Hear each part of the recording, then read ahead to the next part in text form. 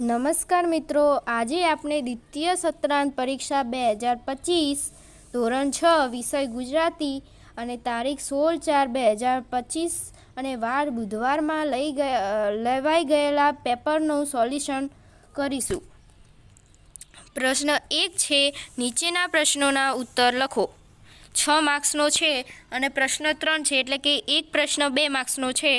પ્રશ્ન પહેલો, પરોપકારી મનુષ્ય પાઠમાં કોની સલાહ હસવા જેવી લાગી કેમ?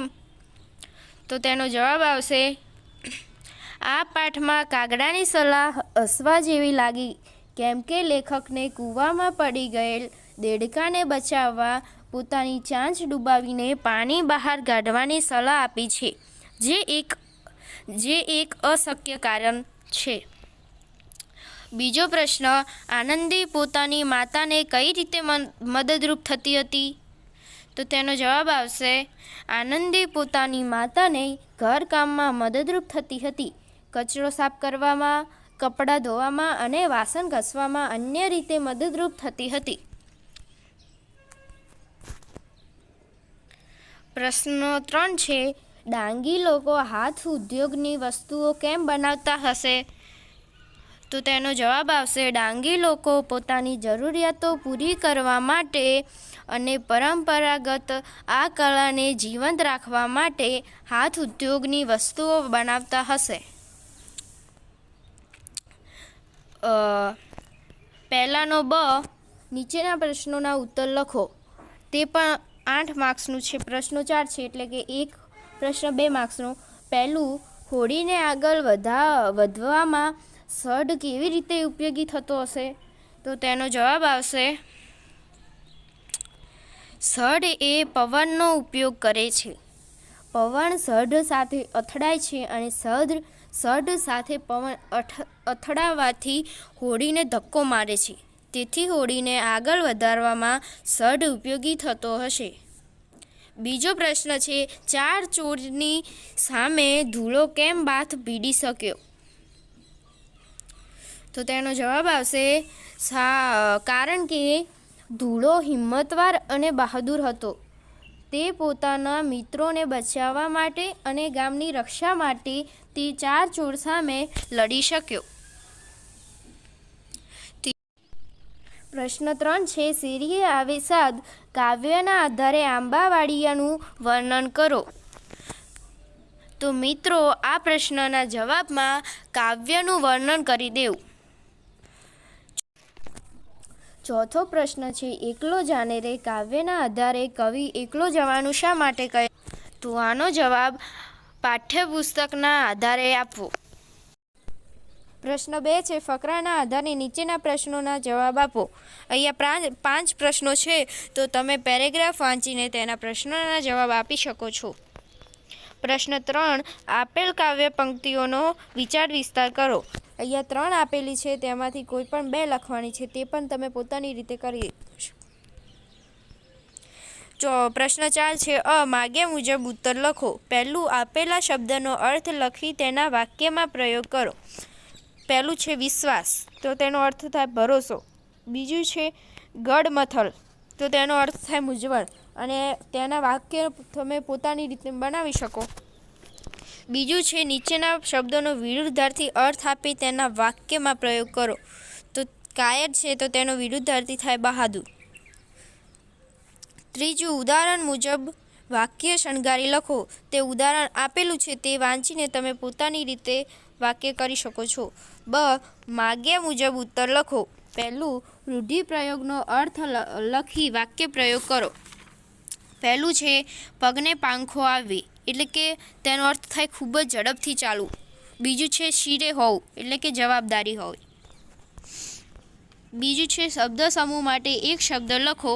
પહેલું, આંબા પર આવતી નાની કાચી કેરી, તો તેનો શબ્દ સમૂહ માટેનો એક શબ્દ થાય કેરી અથવા મોર. બીજું છે તાંબાના ઊભા કાનવાળો થાળ, એટલે કે કથરોડ. ત્રીજું છે સાચી જોડણી લખી વાક્ય બનાવો. તો સાચી જોડણી આપેલી છે, તો તેનો તમે અર્થ વાક્ય પોતાની રીતે બનાવી શકો છો. પ્રશ્ન 5, આપેલા વાક્યનો કાલ પરિવર્તન કરો. પહેલું છે કશિશ એના ભાઈને ટપાલ મોકલશે. તે ભવિષ્યકાળ છે અને તેનું વર્તમાન કાળ કરવાનું છે કે તો કશિશ એના ભાઈને ટપાલ મોકલે છે. બીજું છે કોયલ આંબા ડાલે ટવકે છે. તે વર્તમાન કાળ છે તો તેનું ભૂતકાળ કરવાનું. કોયલ આંબા ડાલે ટહુકતી હતી. ત્રીજું છે પિનલ હરિદ્વાર જઈ રહી છે. તો તે વર્તમાન કાળ છે તો તેનું ભવિષ્યકાળ કરવાનું. તો તેનો જવાબ આવશે પિનલ હરિદ્વાર જશે. ચોથું છે ભાવેશ હિનાને મદદ કરતો હતો. તે ભૂતકાળ છે તો તેનું વર્તમાન કાળ કરવાનું. તો તેનો જવાબ આવશે ભાવેશ હિનાને મદદ કરે છે.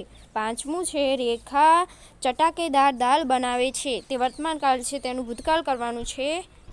તો તેનો સાચો જવાબ આવશે રેખાએ ચટાકેદાર દાળ બનાવી. બ છે સંજ્ઞાનું વર્ગીકરણ કરો. પહેલું છે પાલનપુર તો તે વ્યક્તિવાચક. બીજું રાય દ્રવ્યવાચક. ત્રીજું મધપૂડો એ સમૂહવાચક. ચોથું પ્રેમ એ ભાવવાચક.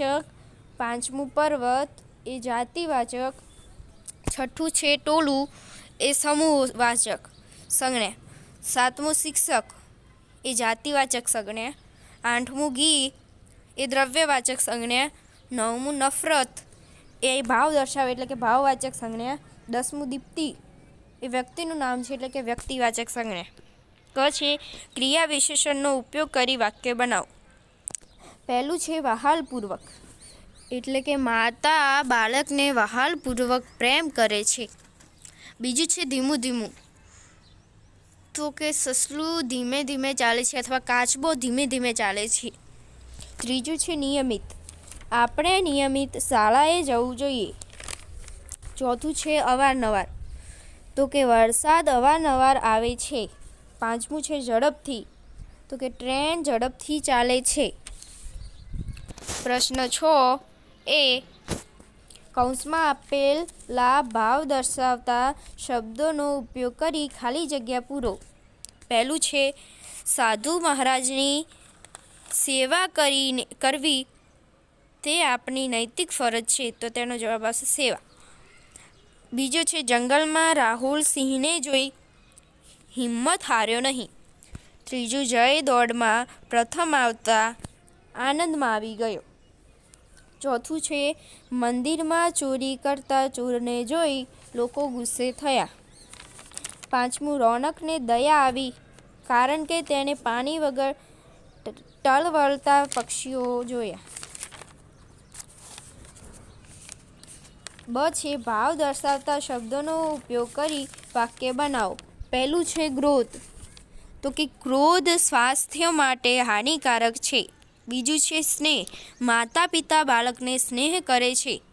ત્રીજું લાલચ લાલચ એ ખરાબ આદત છે.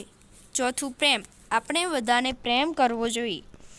પાંચમું નફરત આપણે કોઈને નફરત કરવી જોઈએ નહીં. આ બધા વાક્યો તમે પોતાની રીતે પણ બનાવી શકો છો.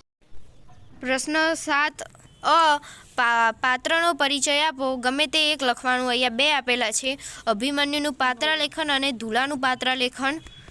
તો તેનું પરિચય તમારે સવિસ્તાર પોતાની રીતે લખવાનો છે. બ છે નીચે આપેલું ચિત્રનું વર્ણન કરો. તો મિત્રો અહીંયા બજારનું ચિત્ર આપેલું છે તો તેના ચિત્રને જોઈને પોતાની રીતે ચિત્રમાં જે આપેલું છે તો એ બધું જોઈને તમારે વાક્ય બનાવી દેવા. આગળ પ્રશ્ન 8 કોઈ એક વિષય પર નિબંધ લખો. અહીંયા 3 આપેલા છે. પહેલું રાષ્ટ્રીય તહેવાર 15મી ઓગસ્ટ. બીજું છે ઉનાળાનો બપોર અને ત્રીજું છે તમે કરેલ કોઈ પ્રવાસનું વર્ણન. તો આ નિબંધ પણ પોતાની રીતે સવિસ્તાર રીતે લખી દેવો.